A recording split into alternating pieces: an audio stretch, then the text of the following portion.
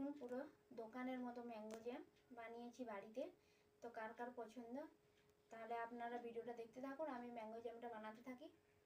এই দেখুন আম নিয়েছি, আমগুলো একটু নরম হয়ে গেছে, তাই এই আমটা দিয়ে আজকে ম্যাঙ্গো জ্যাম বানাবো। প্রথমে আমটাকে কেটে নেব।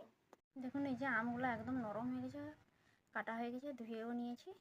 এদিকে কড়াই বসিয়ে দিয়েছিলাম, কড়াইতে আমটা দিয়ে দিয়েছি। আমটা সেদ্ধ হওয়ার জন্য অল্প একটু জল দিয়ে দেবো। এই আমটাতে অল্প করে একটু লবণ দিয়ে দেবো।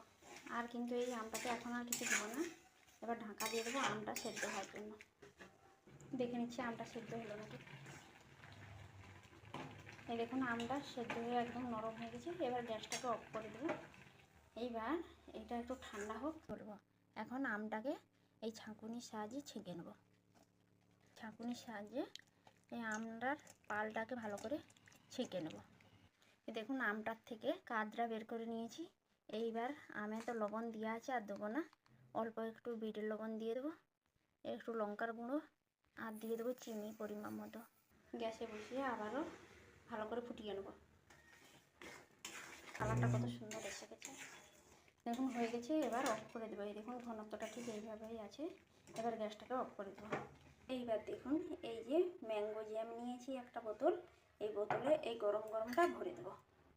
জ্যাম বানালে এরকম গরম গরমটাই ভরে দিতে হবে, তবেই ঠান্ডা হলে ঠিক জমে বসে যাবে। দেখুন এখানে ম্যাঙ্গো জ্যামটা ঠান্ডা হয়ে যাওয়ার পরে একদম টাইট হয়ে বসে গেছে, পুরো দোকানের মতো লাগছে দেখুন দেখতে।